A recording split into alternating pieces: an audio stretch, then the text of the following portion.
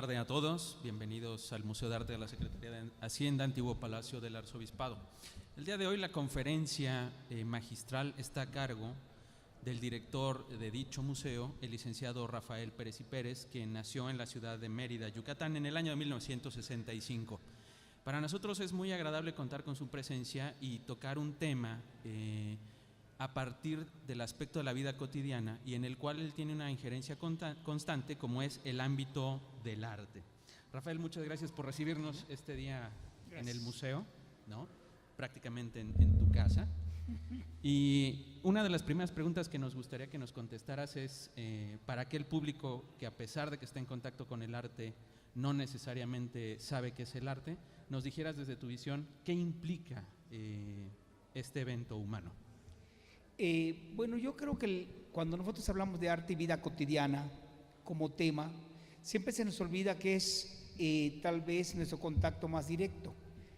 Voy a empezar haciendo una descripción de lo que uno haría una mañana común en que te levantas, despiertas, ves tu reloj que seguramente tiene una marca de diseño, tal vez sea un Frank Muller si tienes dinero para comprarlo.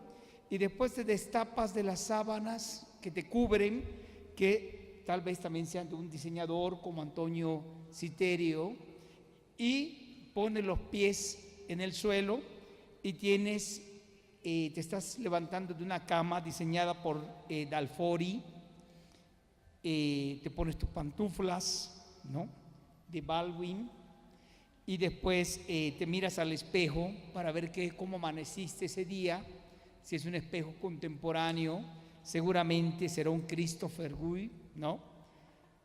Y bueno, después ya despabilado y visto, te metes a la regadera de Philip Stark y abres tu regadera y te echas un baño, y terminas de bañarte y te secas con una toalla de Towel. O sea, finalmente, ¿cuántas cosas rodean la vida cotidiana? Cuando hablamos de arte y vida cotidiana, siempre pensamos en el siglo XIX, XVIII, XVII, XVI, e incluso las exposiciones vinculadas de arte y vida cotidiana siempre hacen referencia hacia el pasado. Sin embargo, en la contemporaneidad es más directo el contacto del arte y la vida cotidiana. Hoy por hoy andamos por las calles, vemos un graffiti, ¿sí?, tal vez sea del grupo Pistola, ¿sí?, o estamos yendo en el metro y abres un libro, tal vez de Gabriel García Márquez, que estás en contacto no con las artes visuales, pero sí con la literatura, y tal vez la portada sea diseñada por algún autor colombiano, ¿sí?, algún pintor colombiano, y el diseño gráfico que incluye el libro, y el diseño que incluye el vagón del metro, y tu periódico que también tiene artes gráficas.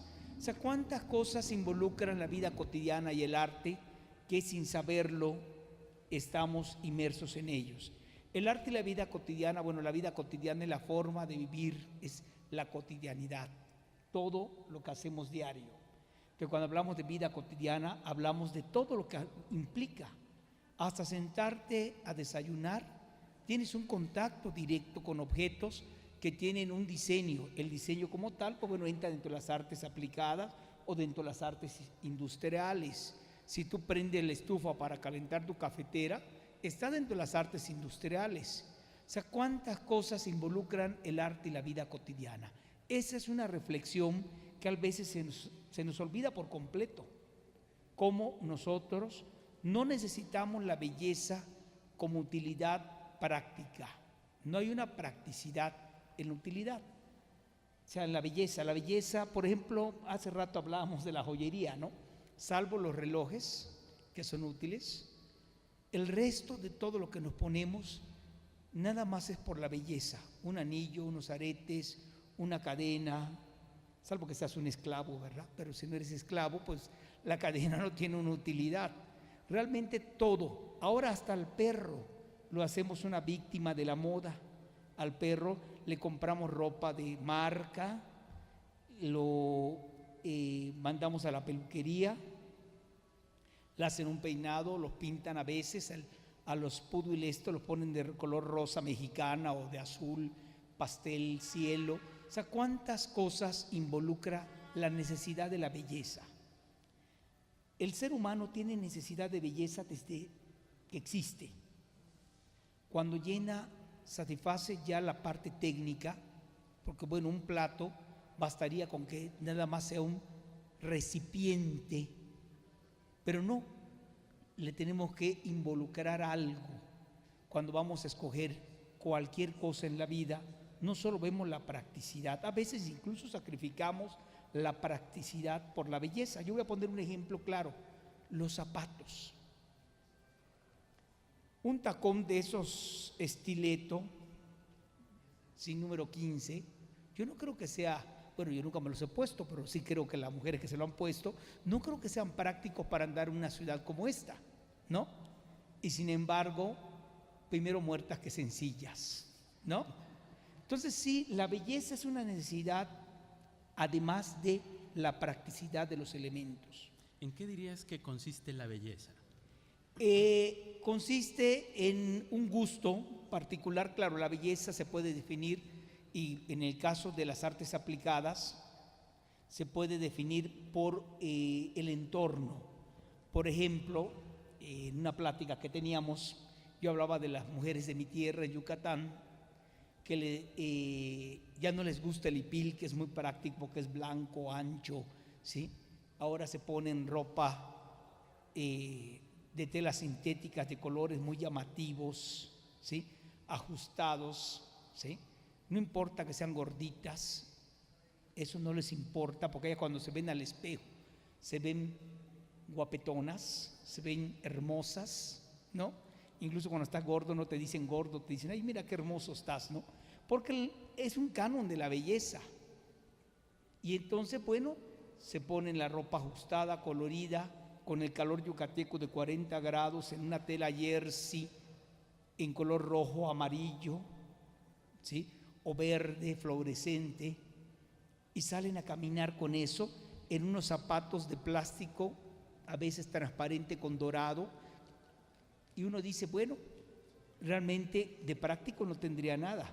Práctico sería que se pongan una sandalia de piel, práctico sería que se pongan un traje de un hipil o se pongan un vestido de algodón, pero no, yo creo que siempre arte y vida cotidiana está vinculado. Nosotros no entendemos mucho de todo lo que nos rodea, cómo tiene una evolución en una de las ramas del arte. Hay muchas ramas del arte, están las artes industriales, las artes gráficas, las artes plásticas, la artesanía, el diseño, que bueno, el diseño es algo que linda, a pesar que no todo el mundo lo considere arte, tiene una parte de arte, porque tiene una parte, bueno, que no solo es la practicidad del objeto como tal, tiene que tener ese elemento, ese plus que conlleva la belleza. La belleza entendida también, cuando nosotros tratamos de entender la belleza, sí hay cánones clásicos de la belleza, que eso los estudia uno.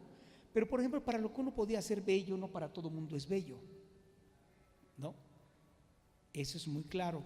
Hablábamos del afro, de ese peinado que se puso de moda en los 50 y que ahora se está retomando como parte de una identidad de la negritud.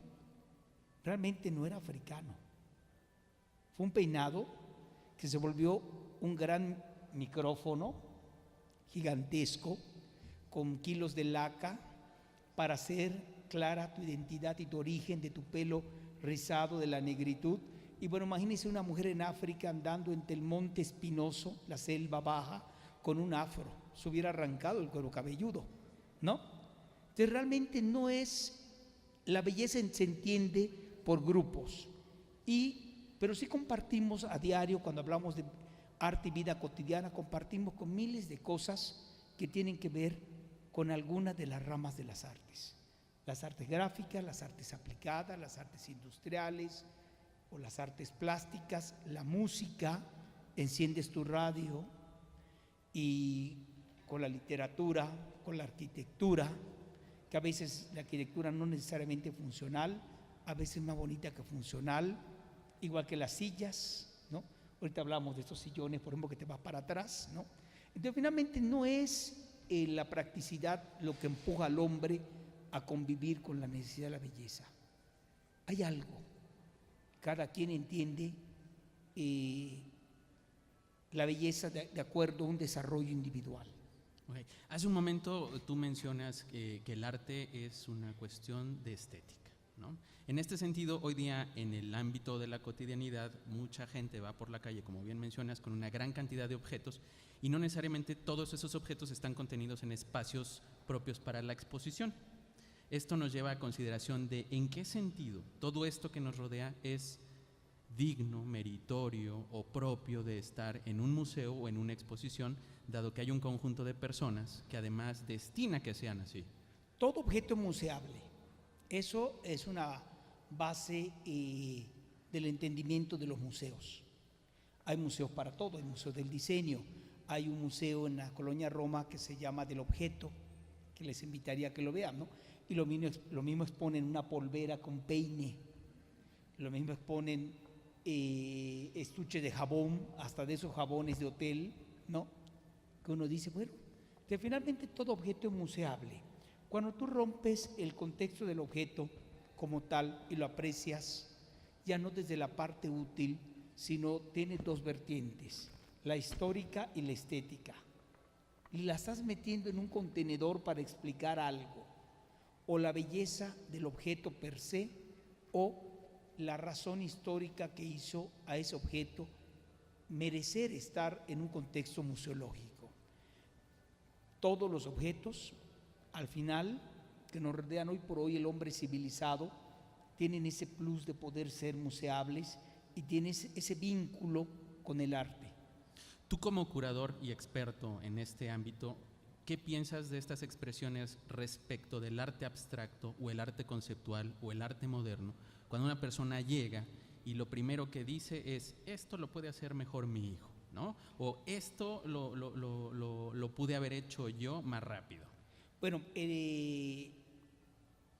les invitaría a que en diciembre vengan a una exposición. Hay un artista que entregó como parte de una obra de arte una máquina de escribir, de esas Olivetti, con una hoja puesta y solo la firmó. ¿Como ready made? Sí, ni siquiera llegó a eso. Okay. ¿Sí? Es un trabajo conceptual y bueno, la está llevando al campo del arte conceptual. Tenemos, bueno, por eso no es una novedad, tenemos en 1914 el famoso urinario de Marcel Duchamp, que explota la cualidad estética del objeto como tal, lo descontextualiza y lo convierte en obra de arte. Si nosotros diario nos sentamos en una taza de Bassim y nunca apreciamos la belleza de ese objeto como tal, ¿no? Realmente no. La apreciamos cuando la vamos a escoger, que caminamos por la calle de ayuntamiento y que nos toca remodelar nuestro baño. Entonces sí es cuando empiezas a ver las diferencias entre el lavabo, el inodoro, la regadera, las losetas que le vas a poner, el gabinete del espejo, y después pasa desapercibido en tu vida diaria. Pero están ahí. Eso también implica todo un proceso estético, no solo en la elección, sino también en la creación misma del objeto. Todo objeto del hombre cotidiano tiene ese plus. Hasta cuando comemos, hoy hablamos por ejemplo de los sándwiches, ¿no? Que procuras que el pan esté bien cortadito, la mayonesa bien extendida, pones el jamón, el queso, la rebanadita de tomate, da lo mismo. Como lo pusieras, sabe igual, al final, ¿no? Si tú haces un huevo revuelto con salchichas, si está bonito o no está bonito, sabe igual a que no estuviera bonito. Sin embargo, ves que queda en el plato perfectamente bien distribuido y le pones los frijolitos a un lado y ves, toda nuestra vida va vinculada con esa necesidad estética. Arte y vida cotidiana puede parecer incluso un término hasta con un carácter demasiado elevado cuando lo tratamos de entender. En realidad no. En realidad yo creo que el arte y la vida cotidiana existen como una necesidad general del ser civilizado. Cuando vamos a escoger cualquier objeto, cuando escogemos la ropa. Por ejemplo, hoy hablamos también de las botellas de perfume. Nadie va a ver si tu botella de perfume es diseñada por Paloma Picasso o por Dalí, porque lo que van a sentir es la esencia del perfume. Y sin embargo, cuando tú escoges el perfume, lo primero que ves es la botella y después lo hueles, ¿no? Hay gente que colecciona las botellas de los perfumes y dice, bueno, si ya no contiene el perfume, es negar el objeto del objeto. Hay gente que colecciona platos como yo y que los tiene colgados en la pared de su casa. Entonces piensa, bueno, ¿estás negando el objeto del objeto o lo estás reivindicando hacia otro camino distinto? Lo estás viendo como un objeto artístico, estético, histórico. Ya no lo estás viendo en utilidad como tal. Tenemos un amigo que, bueno, tiene una colección de platos que tienen elementos orientales, ¿sí?, colgados en su comedor. La temática es la viuda, ¿no? Sí, entonces finalmente así funciona. El objeto puede ser estético, si lo queremos ver desde esa perspectiva, y útil al mismo tiempo. O sea, arte y vida cotidiana es el vínculo del hombre civilizado. Cuando dices hombre civilizado, ¿implica que hay cierto nivel de educación y sofisticación? Claro, por supuesto. ¿Y dónde comienza en nuestra cotidianidad? Empieza en que empezamos a elegir, cuando tienes mayor conocimiento sobre la historia del arte y sobre el diseño y sobre la practicidad, vas a elegir un auto, por ejemplo, ya no te basta con que el auto sea cómodo. Escoges el color del auto, desde ahí el modelo del auto. Después te subes al carro y ves el tablero del carro. Empieza a ver si los forros combinan con el exterior del vehículo. Eso daría lo mismo. Si estuvieran forrados de terlenca o de piel, da exactamente lo mismo para la practicidad del objeto. Sin embargo, no nos limitamos a ello. Nos vamos al campo del diseño, a lo mejor no de una manera intelectualizada ni racional, pero sí está implícito en nosotros la necesidad hasta de combinar nuestra ropa. Te levantas en la mañana y eliges. Y nunca supiste quién diseñó esa ropa.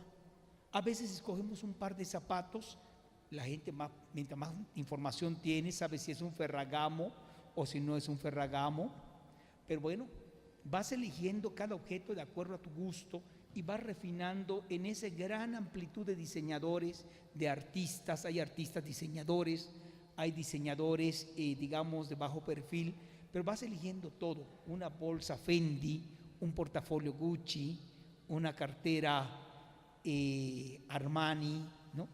Todo lo vas eligiendo. Hay cosas que incluso ya ni la practicidad nos llena, como el famoso exprimidor de limones de Philip Starr. Es imposible exprimir un limón en eso, que parece como una nave espacial, ¿no? Cualquier gente que intente exprimir un limón, el jugo se escurre por las patas, te salpica, porque bueno, a esta altura empieza a exprimir el limón y empieza a chorrearse por todos lados, menos donde debe caer la gota de limón, ¿no? Pero lo compramos porque complementa esa necesidad estética de la convivencia del ser humano. Yo recuerdo que tú en algún momento has curado una muestra que se llama kitsch. Lo saco a colación porque uno se preguntaría, ¿cómo es que la sofisticación o este ámbito civilizatorio, artístico, tiene que ver con una cuestión en la que hay una gran cantidad de elementos en la conformación de objetos que tienen que ser estéticos? Y el kitsch es como que un ejemplo que diría, oiga, ¿por qué lo kitsch es artístico? Si además no necesariamente ni me gusta, ni lo entiendo, tengo repulsión por él. Bueno, ahí creo que caemos en el campo de dos definiciones, que es el género y el estilo. Género y estilo, que eso sí está vinculado con el estudio de la estética. Cuando nosotros hablamos de algo, siempre nos vamos a referir al género de algo o al estilo de ese objeto. Si hablamos de sillas, bueno, tenemos miles de diseños, pero también las tenemos catalogadas por rango, por estilo, por épocas, y vamos segmentando. Entramos a una casa y vemos efectivamente como las casas yucatecas, voy a referirme a mi entorno, ¿no? Que la pintan de un rosa psiquiátrico en el interior, ¿no? Y forran los muebles de ese terciopelo rojo, pero para que no se gaste le ponen plástico de este cristal con el calor que hay en Yucatán, aunque no lo quieran creer. Y además le ponen encima unas carpetitas bordadas o tejidas. Eso es el kitsch. Una pretensión de algo que nosotros queremos que sea como una idea que tenemos de lo bello, de lo exquisito. Y entonces vemos que la pared está pintada de rosa, el marco dorado, hay un retrato de la quinceañera con el marco dorado, la María Luisa de terciopelo rojo y la quinceañera vestida como a manera de piñata, ¿no? Todo eso, hay una pretensión incluso clasista en el vestido que elige la quinceañera, mientras más rimbombante y que parezca como princesa de cuento, nos da la idea de que es un momento especial, ¿no? Ahora, hace 15 días me tocó ir a una boda y ahora veo que las novias ya no solo se ponen el velo, se ponen hasta una corona como de princesas, ¿no? Y digo, esto sí es el kitsch, es pretender ser reina por un día, ¿no? Es el exceso del exceso del exceso. Pero bueno, todo eso tiene que ver, sí, con un gusto estético y tiene que ver con un gusto que el arte nos ha transmitido a través de la historia. No hay nada más inútil que una corona, supongo, porque eso no da poder, solo demuestra el poder, ¿no? En este sentido, y regresando un poquito en la conversación, dentro de este proceso de civilización y educación que tenemos de manera constante y en la vida cotidiana, ¿dirías que nuestra aproximación al arte en el ámbito familiar y en el ámbito social hoy día es suficiente, es vasta, de qué manera? No, yo creo que no. Creo que nunca es mucho saber de arte para poder decantar, ¿no? Siempre decantamos en el margen de nuestro conocimiento cualquier cosa. Si tú, por ejemplo, solo conoces 5 autores en la plástica, seguramente tendrás que elegir entre esos 5 y los otros no los entenderás porque no tuviste cuidado de entenderlos o no te fomentaron la necesidad estética de ellos. Pero eso no implica que no convivas con ellos. Yo me imagino que la gente que trabaja en Palacio Nacional, habrá alguna gente como yo que le parezcan abigarrados los murales de Diego Rivera. Eso no implica que Diego Rivera deje de ser arte, ¿no? Y convives con ello, aún lo ignoras, ¿sí? Pero están ahí. Hay un proceso de inmersión en el mundo estético. Nosotros somos como peces nadando en un mar donde los corales están diseñados. ¿Qué quieres decir por entender? Entender es tener el conocimiento para poder describir. Yo creo que en el conocimiento lo primero es la descripción de los objetos y después el origen y después todo ese razonamiento conceptual que lleva a la creación de un objeto. Regresamos a una plática anterior que tuvimos sobre bastaría con tener una camisa, aunque sea de manta, no hace falta que esté planchada, la verdad, para cubrirnos. No, los aretes, por ejemplo, la gente que usa aretes, no tiene ninguna utilidad los aretes, ¿no? Te ponen los aretes, te pones una ropa que tienes que plancharla porque si no vas a salir a la calle y te vas a ver mal vestido, pero más ese objeto que te costó, necesitas lucirlo. Hay una pretensión estética de la necesidad de lucir el objeto como tal. Hay gente que se va incluso al extremo y se convierte en un término contemporáneo que se llama víctimas de la moda, ¿sí? Ya la marca está por arriba de la necesidad. Estás en el exceso de buscar esa necesidad estética y ya no la practicidad del objeto. El hombre siempre ha tenido la necesidad de la belleza.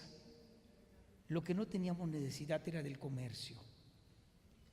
Ahora te ponen la marca directamente en la ropa y eso te da cierto estatus. Si tú andas con una ropa Gucci y no tiene logotipo Gucci, nadie va a saber que es Gucci y no sabe que está diseñado por Gucci. Entonces, ¿qué tiene la necesidad estética de la ropa? ¿La practicidad de la ropa o la necesidad de demostrar que tienes un gusto cultivado en torno a ese objeto? Eso es lo que había que cuestionar. Entonces, vida y arte cotidiano, te digo, repito, es todo, involucra todo hoy por hoy. La elección de cualquier objeto involucra esa necesidad estética. Pero dentro de esa necesidad estética es solo un grupo de personas, especialistas, quienes dicen lo que debiera ser arte. Bueno, claro, hay teóricos. Hay el teórico y la persona que te puede describir el objeto pero no conceptualizártelo, ¿no? Hay gente que tiene incluso hasta gustos innatos para poder elegir algo. Hay como prácticas muy comunes cuando tú llevas a un niño a escoger ropa. Hay mamás que se le escogen, incluso hay mamás que los hijos ya terminan siendo viejos de 40 años y le siguen escogiendo hasta los chones, ¿no? Pero bueno, pero hay niños que tú los llevas a los 5 años y le dices, elige tu ropa, y eligen con buen gusto y combinan, ¿no? Y te das cuenta que el niño elige que el pantaloncito haga juego con la camisa y que tenga el mismo color con los zapatos. Tal vez fue algo no necesariamente innato, como es en el caso de los pájaros. Hablamos de los pájaros que diseñan sus nidos para llamar a la hembra, ¿no? Que incluso los decoran hasta con hojas y la hembra elige el nido mejor decorado. A veces los niños tienen esa recepción, digamos, por una cuestión de imitación. Desarrollan el gusto a través de la imitación. Me hiciste recordar el alcaudón, que no necesariamente decora los nidos, sino con las presas va depositando cadáveres sobre árboles. Sí. Es medio tétrico, pero bueno, ok. Creo que estás remarcando además una posición que al final vamos a tocar y que tú desarrollas de manera constante en tu trabajo en el museo, que es la del curador, ¿no? En este seleccionar el objeto para hacerlo museístico, pero entra otro factor interesante y es, en tu perspectiva, ¿qué es lo que debe enseñarse una persona en la cotidianidad para que empiece a desarrollar sus necesidades estéticas? Primero, que nunca rebase. En la practicidad del objeto hay dos tipos de objetos: el que es contemplativo y el que es práctico.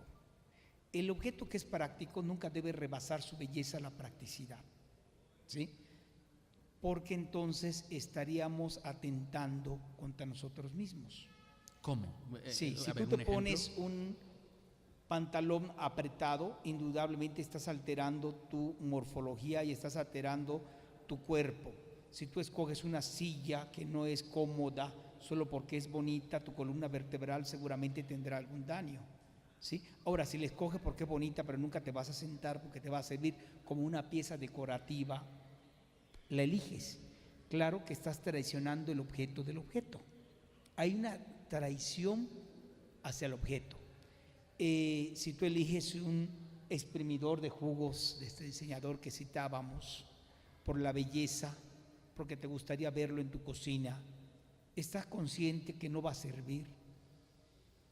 Ahí hay un proceso de razonamiento, ¿sí? Ahora, si yo quisiera exprimir jugos, no escojo a Filibestar, me voy al mercado de la Merced y busco un exprimidor de esos que venden ahora hasta de plástico, antes eran de hierro colado, pones el limón y lo exprimes y todo el jugo lo contienes donde quieres, ¿no? Entonces, bueno, tienes esas dos vertientes: el objeto como gusto, que es contemplativo, y el objeto que la practicidad debe estar siempre por arriba de la belleza. Hace tiempo tú mencionabas una frase, es una metáfora, que decía que los objetos artísticos son como ventanas, ¿no? Y que la gente normalmente tiene esas ventanas en su casa. Asumo que esto tiene que ver con que si yo me compro un póster de Van Gogh, no es que me compre el póster de Van Gogh, sino la pintura que me refiere al trabajo de Van Gogh. ¿Es así? Es una necesidad de soñar. Todos los objetos te dan la calidad de soñar. Todos. No hay un objeto en la vida, en el hombre civilizado. Hablo del hombre civilizado entendiendo un ser que vive en una urbe y que tiene este entendimiento y este contacto con una diversidad cultural. Somos seres multiculturales, ¿sí? A veces no de manera consciente. Hoy por hoy caminamos por la calle y vemos desde los objetos chinos hasta en vidrieras objetos que tienen, digamos, un refinamiento más claro, y bueno, nos da la calidad de escoger. Todo objeto es una ventana para soñar, sí. Cualquier cuadro, cualquier cosa tiene esa calidad de poder darte la posibilidad de pensar en algo. Cuando tienes conciencia del objeto y tienes esa referencia estética del objeto, además tienes el gusto por vincularlo con la historia del hombre. Voy a poner un claro ejemplo. Alguien que escoge un mueble Luis XVI por los dorados y alguien que escoge un mueble Luis XVI por el contexto histórico, ¿no? Porque sabe lo que significa, quién lo diseñó, qué época, de dónde proviene, tiene otra mentalidad distinta. El que escoge de manera, digamos, empírica, al que tiene el conocimiento del objeto. Yo voy a poner un ejemplo. Cuando era maestro en un pueblo, me acuerdo que una vez llegaron unos alumnos a regalarme un plato maya, y las mamás de uno de ellos me dijo: ay, ¿para qué quiere usted esas porquerías? ¿Sí? Si no se puede ni comer en ellos, ¿no? Así literalmente, ¿no? Claro, uno no lo compra porque vais a comer en el plato maya, sería hasta un sacrilegio, ¿no? Lo quiere porque el objeto tenía ciertas cualidades, era un plato con patas trípode, de imitación cascabel, bla, bla, bla, cerámica naranja. Empiezas a buscarle la referencia histórica y gozas el objeto por la referencia histórica que él mismo tiene. En realidad no podías comer en ese plato. Ese plato, e incluso, bueno, yo vi uno similar en casa de una amiga que no tiene nada que ver con la cultura, que lo encontraron en un patio en su casa y tenía uno puesto a la entrada y le servía para poner las llaves. Entraba y ponía las llaves encima del plato, ¿no? Era una practicidad distinta, era un receptor, lo veía como receptor de algo. Todo lo que incluso a través de la historia se filtra. Vamos a hablar del arte religioso, por ejemplo, en la vida cotidiana.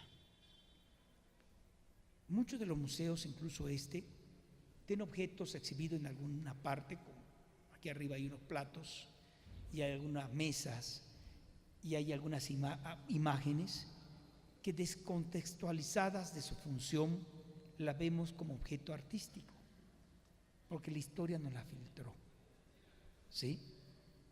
Están ahí. En ese momento era un vínculo utilitario, eran votivas muchas de las piezas. Hay un casco de armadura que era para proteger y una espada que era para decapitar, ¿sí? Así de sencillo. Y hoy lo vemos en un museo, ya no protege la cabeza de nadie, no decapita a nadie. Los platos que están allá no se pueden comer porque incluso, bueno, no solo porque son objetos de arte, porque serían poco prácticos para nuestra vida cotidiana, ¿no? Y la mesa, por supuesto que sería muy impráctica. Cuando le pases el scotch and Brite para limpiarla en tu cocina, pues levantas toda la concha nácar que tiene arriba, ¿no? Entonces, finalmente creo que sí, los objetos descontextualizados los vemos como objeto estético. Cuando convivimos con ellos, sí hacemos esa mezcla entre la utilidad y la practicidad y la belleza. ¿Cómo explicarías tú la famosa caja de Gabriel Orozco de zapatos? Bueno, con base en esto que acabas de mencionar, que además es una caja, es un objeto muy ruidoso en el ámbito del discurso artístico, ¿no?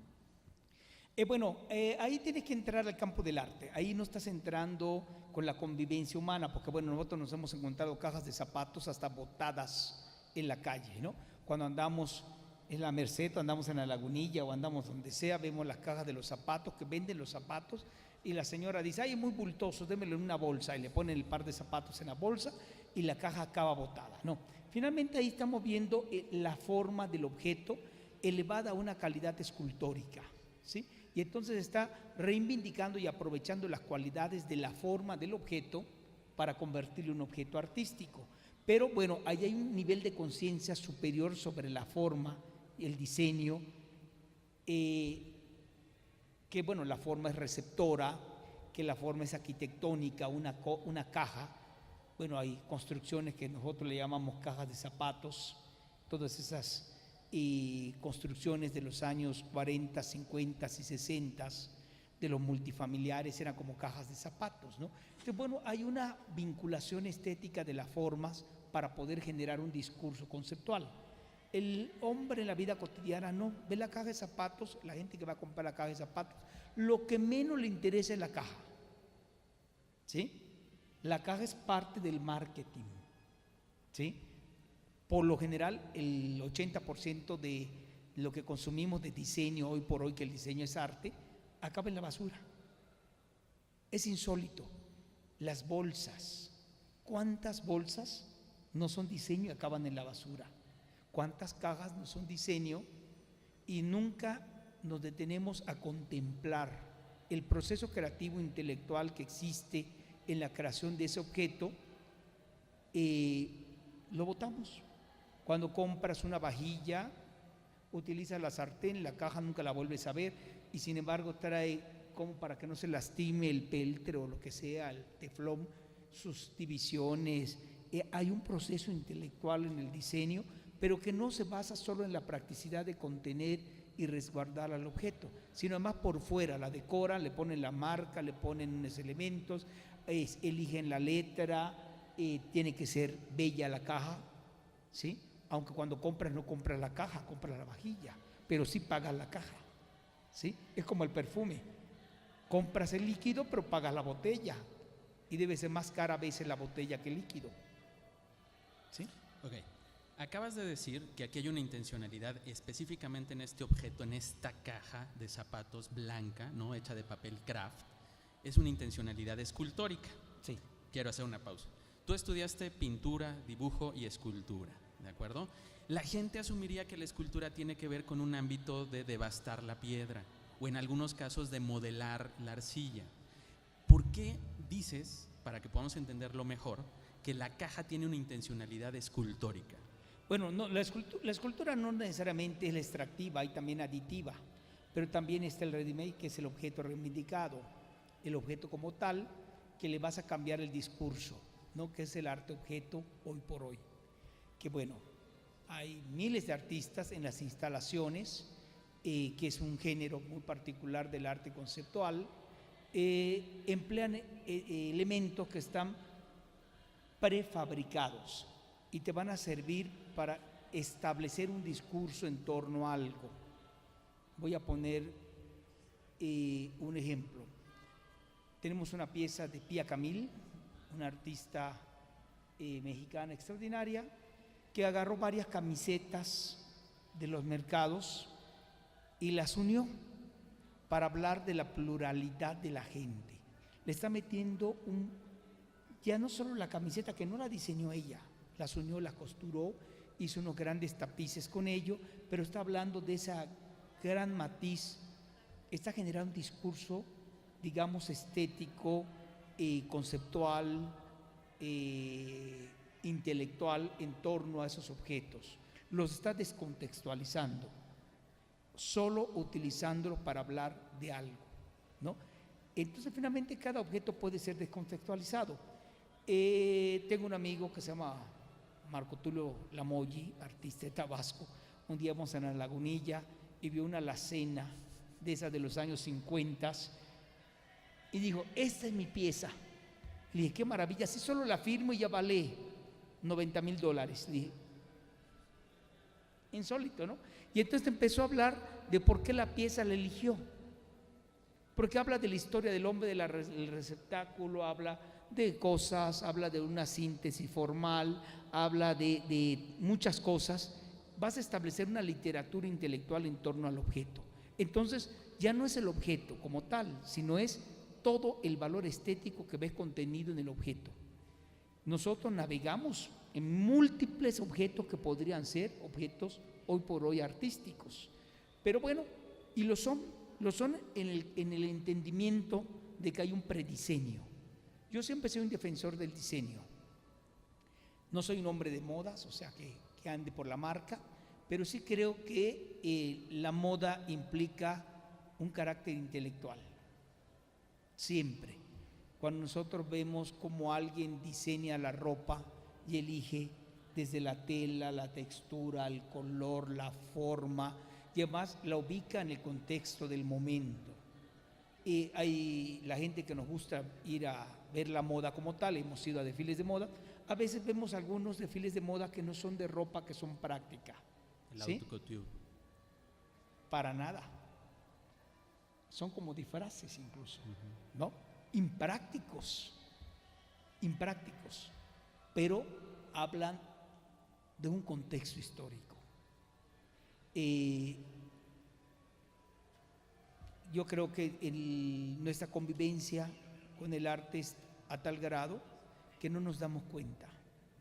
Hoy por hoy, bueno, hablamos de la joyería, salvo los relojes, todo lo demás es vanidad. Para terminar, me gustaría hacer un ejercicio que creo no se haya hecho, no al menos que tenga yo memoria, y es tratar de precisar en qué consiste el trabajo del curador, que además es una figura que yo creo que en los últimos 20 o 25 años ha cobrado mucha relevancia en el terreno artístico y que poco entiende la gente, pero es muy sonado en muchos de los ámbitos que corresponden. ¿Qué hace un curador? Un curador elige, selecciona y establece a partir de un discurso obras que van a tener una vinculación y que van a permitir al público entender algo. Es un trabajo, sí, intelectual. Yo creo que la principal herramienta de un curador es el conocimiento general y el ojo, ¿sí? Hay curadores que tienen mucha información pero no tienen buen gusto. Entonces finalmente hacen unas exposiciones que parecen una literatura intelectual para el que lee la mampara, ¿sí? Pero tú ves la muestra y es que horror, ¿no? Y hay también algunos curadores que tienen muy buen ojo pero que no son capaces de explicar el objeto como tal, porque su conocimiento es limitado. Yo creo que hay curadores de todo. Hoy por hoy hay curadores de cocina, hay curadores de literatura, hay curadores urbanos en ciudades como las ciudades colombianas o argentinas. Existen departamentos de curaduría urbana que se encargan de definir incluso por los barrios qué tipo de construcción, altura, color, forma puedes emplear para no romper con esa armonía urbana, ¿no? Hay curadores de música, hay curadores de moda. O sea, realmente el curador es un seleccionador culto, un seleccionador informado que genera un discurso para el público, no para uno. Uno en su casa puede colgar lo que sea. Cuando hablas de públicos, hablas que tienes que enseñarle al público algo. ¿Por qué camino te vas? Bueno, utiliza los objetos como mero pretexto para poder sensibilizar. Una exposición es una inmersión, sea una exposición de objetos. Yo les invito a que vayan al Museo del Objeto. Nos vamos a asombrar con cuántas cosas vemos en esos museos, en ese museo en particular, que los hemos visto colgados en estas casas, que los usamos, que los hemos botado, han acabado en la basura, ¿sí? Incluso, bueno, hubo una muestra que te regalaban hasta una latita de crema Nivea, de aquellas latitas de metal que todavía venden, ¿sí? Que acaban en la basura, pero cuando te la regalan en el museo la terminas poniendo en tu librero de adorno, ¿sí? ¿Por qué? Porque ya entendiste que ese objeto es un objeto museable. Entonces, de eso se trata el trabajo del curador, educar al público a entender y apreciar la belleza de nuestro entorno. Es una inmersión, es un viaje siempre fantástico a través de las cosas. Hay curadores que no son, digamos, objetos tangibles como la música, como la gastronomía, que se puede hacer una curaduría de gastronomía. ¿Al público lo que pida o al público hay que hacerlo inteligente? En un museo la obligación es la academia, siempre, educar. O sea, si tú tienes un curador que no es preparado, armará malas muestras y habrá gente que asista y que piense que eso es arte y se lleve ese entendimiento de que eso es un objeto estético y bueno, ya cualquier vacilada puede pensar que se trata de arte. Entonces creo que sí tiene que haber una intención educativa. La primera función de un museo es la académica, la segunda es el goce. ¿Y el marketing? El marketing está afuera, el marketing tiene que ver con el comercio, los museos no vendemos. Pero hoy muchos museos hacen gala de ello. Claro, que les corten la mano. Una última pregunta. México, bueno, no solo México, sino la ciudad es de las ciudades del mundo con más museos. ¿Tu opinión? Bueno, yo creo que hay museos en exceso también, ¿eh? Creo que sí hay museos en exceso. Creo que se trataría de tener museos con más presupuesto, ¿sí?, en vez de tener más museos. No tiene caso de tener en una ciudad como esta 3 museos de arte popular, bastaría con tener uno con suficiente recurso para coleccionar, estudiar, catalogar y conservar, ¿no? Creo que no es la cantidad lo que nos debería hacernos sentirnos orgullosos. Creo que tiene que ser el incidente de esta semana tan hablado, que es el incendio de este Museo de Brasil, que es un museo que, bueno, tenía desde objetos, zapatos, hasta el esqueleto de la mujer más antigua de Mesoamérica, meteoritos, obras de arte, todo. Es una lección para entender que no son la cantidad de museos lo que nos debería darnos esa satisfacción, sentirnos orgullosos de ello. Debería ser entender qué tan bien tenemos montados los museos, qué tanto presupuesto tenemos para estudiar los objetos que contenemos, qué tanto personal tienen esos museos para poder generar exposiciones, discursos para el público. Creo que eso por ahí deberíamos entender, no abrir más museos, sino dar más recursos a los museos que ya existen. Ya que abres pie a ello y antes de dar pie a las preguntas del público y sugieres calidad, no cantidad, ¿cuál es tu top 10 de museos? Se vale que incluso sean a nivel mundial. ¿El mío? Ok. El público debe tener alguna pregunta, duda, comentario o aclaración, así que cedo la palabra a ellos. Buenas tardes, muchas gracias por su plática. En algunos conceptos que se expusieron estoy completamente de acuerdo, en otros no estoy tanto. El día de mañana yo voy a hablar acerca de la literatura y por eso me interesa tanto esto de la percepción y la percepción de los objetos.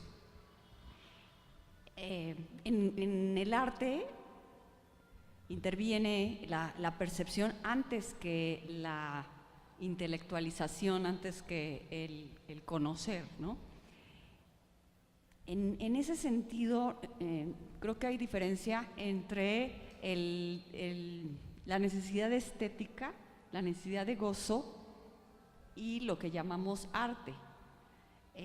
Lo que llamamos arte tiene que ver más con un canon que está establecido a través de una hegemonía, etcétera, ¿no? Y eso es independiente del gozo estético. El gozo estético no necesariamente pasa por una educación académica, sino es inherente al ser humano, ¿no? Entonces creo que en algunos momentos hablábamos de goce y en algunos momentos hablábamos de canon y no es exactamente lo mismo. Pero voy a otra cuestión. En ese sentido, entonces, la percepción de la belleza, la belleza en términos de goce estético, la percepción no es 100% individual o relativa, sino que está en conjunción con el, llamémosle, espíritu de la época, con lo que la época va generando como una necesidad que influye en el individuo. Entonces, ni es completamente relativa, ni es completamente en función del objeto. En ese sentido, podríamos hablar de una como historia de la percepción o de un espíritu de la época. Yo creo que por eso de pronto reconocemos en el Museo del Objeto, reconocimos ciertas cosas, porque el curador tiene esa sensibilidad, esa sensibilidad para detectar el espíritu de una determinada época que está depositado en los objetos y resignificarlo o remostrarlo, ¿no?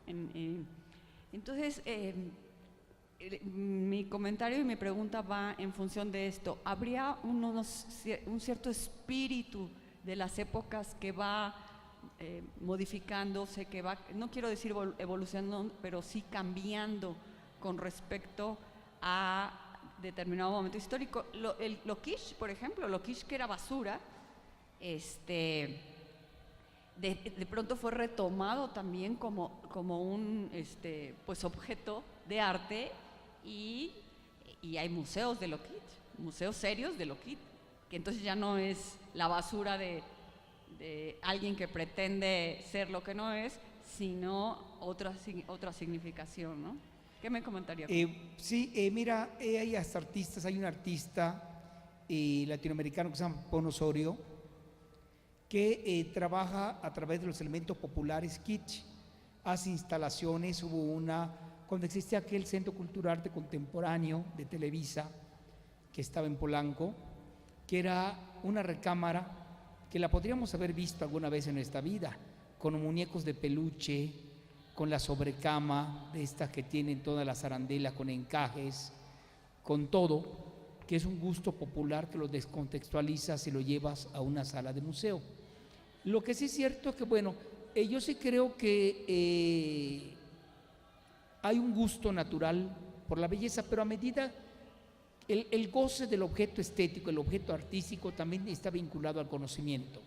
Si tú pararas a alguien a ver una pieza de Gabriel Orozco, y digo, a lo mejor mientras más conocimiento tienes sobre la obra de Gabriel Orozco o de Ai Weiwei, vamos a hablar de este hombre que está ahorita en el top del arte, de las bicicletas de Ai Weiwei.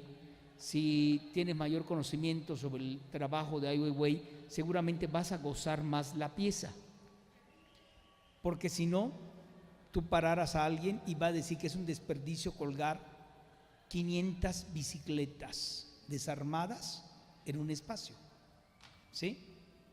E incluso no va a entender cómo descontextualiza el objeto y lo convierte en obra de arte. A lo mejor hasta te diría que es absurdo. Pero cuando ya tienes el conocimiento de la evolución del arte conceptual, y entiendes esto, eso te genera un goce del objeto. También, bueno, vamos a rezar la literatura. Si tú pones a leer a alguien,